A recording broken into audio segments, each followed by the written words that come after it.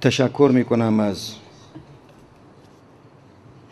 حضور جناب آقای دهواری و به نیابت از شاعران عزیز که این بستر رو جناب آقای دهواری و فرماندار و دستاندرکارانی که ایشون اشاره کردند فراهم کردند، صمیمانه مراتب سپاس و قدردانی خودمون رو اعلام میکنیم. گرد هم آمده ایم، گرد هم آمده ایم تا گویای خدمت و تمدن خیش باشیم. خدمتی که ریشه چندین هزار ساله در تاریخ دارد. آنچه از آن زمان باقی و به دست ما سپرده اند، کتیبه ها و سنگ نگاره های ثبتی و غیر ثبتی است که خود مبین میراث فرهنگی ماست و فرهنگ ما همین آداب و رسوم ماست. گرد هم آمده ایم تا در این بستر فراهم شده بگوییم اجدادی نیاکانی داشته ایم، پوششی خطی زبانی داشته ایم.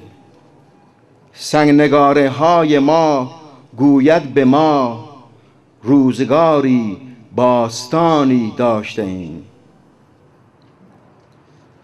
حنبل و گهرام و چاکر شیمرید در کنار شاعرانی داشته ایم.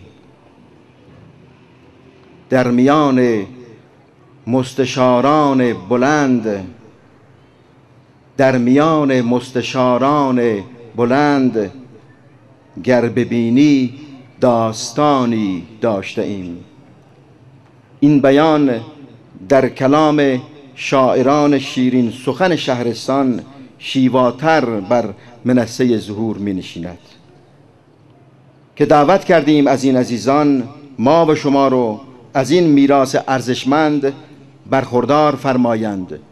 لذا دعوت می کنم از شاعر ارزشمند شهرستانمون جناب آقای محمد یوسف ملکزاده جهت سروده شعر خودشون به جایگاه تشریف بیارند. تشویق بفرمایید.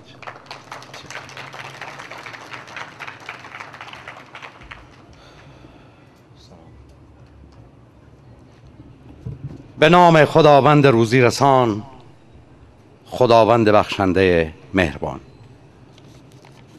ای سرزمین سرخ شهادت چه خوانمت، ای سرزمین سرخ شهادت چه خوانمت، ای جایگاه عشق و عبادت چه خوانمت. حیرت کرده تاریخ ز ایستادگی تو، خیرت کرده تاریخ ز ایستادگی تو، ای سرزمین پاک عبادت چه خوانمت.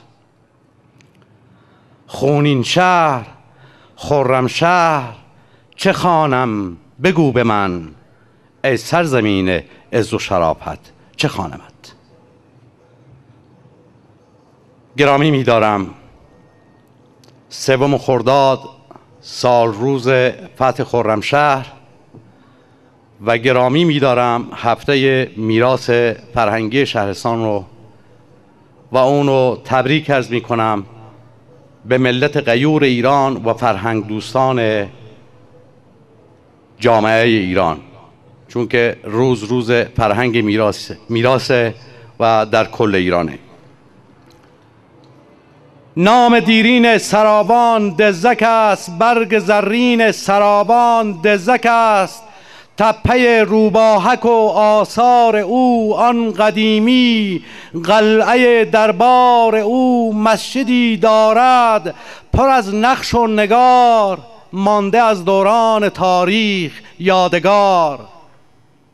قدمتی دارد به پای مکران، قدمتی دارد به پای مکران، قاصر از توصیف او باشد زبان، شاه مردان بوده او را هم نشین، افتخار مردم این سرزمین. بس همین گویم ز مردان خدا، مردمی دارد دزک باباپا. نام قدیم سرابان دزک بوده و همه مردان سرابان مردانی باباپایند. در خدمتتون هستم با شعر سرابان، هرچند که این شعر تکراریه ولی روز میراث فرهنگیه و بیشتر آثار این شهرستان در این شعر اومده که انشالله مورد قبول شما باشه. سرابان شهر علم و شهر فرهنگ، سرابان شهر علم و شهر فرهنگ، جهالت باشد اینجا لکه ننگ. بیا بنگر برادر شهر ما را، که بینی صنعت و صنع خدا را. تمام مردمانش با خدایند، نبی مصطفی را می ستایند. به جالق و کلگانش رو سفر کن، به آهنگ نوازش ها نظر کن. که تاریخی هزاران ساله دارد، ز تاراج مغل ها ناله دارد. به زیبایی و سرسبزی بهار است در آنجا، کشت شالی بیشمار است. به باغاتش همه قسمی و جاتی، بیا بنگر ندارد کس شناختی. بود محصول آن خرمای ربی، به هر ذوق و سلیقه میپسندی. بود شیرین‌تر از قند فریمان، ببر سوغات از بحر ندیمان. در آنجا تپه‌ای اسمش مرومر، نهان از گنجه ها بسیار از زر. بود در شهر آثار قدیمی، چه آثاری چه ابنای عظیمی. اگر خواهی بهشتش را ببینی، گلی از بوستانش را بچینی. نظر انداز به شهر کلگانش، که بینی از بهشت صدها نشانش. زمینهایش تماما شالیکاریست، برنجش به ز دمسیاه شمالیست. بسی کوه و کمر افراشته دارد، به هر سنگی نگاری نقشه دارد. کنون گویم سخن از قلعه دین، ز مردان غیور و صاحب دین. ز مردانی که مرد مرد هستند، به مردی که تاز و پرد هستند. به تابستان سفر کن سوی ناهوک، ببین آب زلال جوی ناهوک. بهارش سبز و خرم پرنشاط است، درختان پرثمر از میوه‌جات است. هلو و توت و انجیر از فراوان، دهند هم مفت و مجانی. هم ارزان شنا کن اندرون جوی آبش، بشو تن را به آب پرگلابش. میان گشت و ناهوک است نگاران، نشان و افتخار این سرابان. نشان کندکاری در دل سنگ، هنر را با طبیعت کرده در جنگ. اگر خواهی که حافظ را شناسی، برای وصل مولا در تلاشی.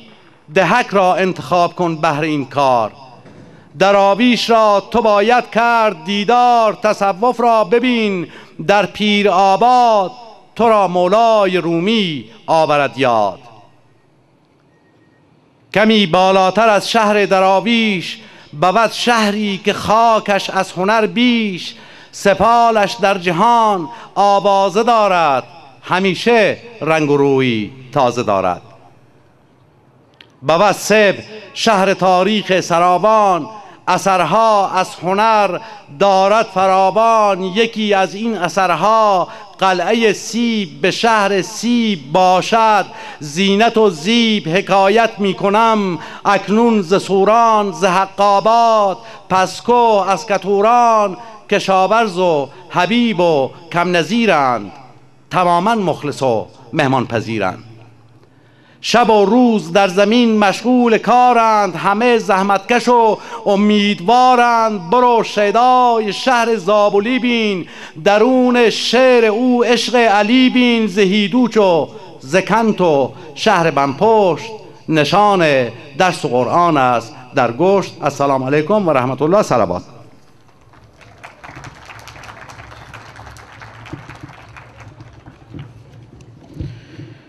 متشکرم جناب آقای ملکزاده که با این سروده زیبایتون واقعا ما رو آشنا کردید با اون چه در شهر خودمون هست.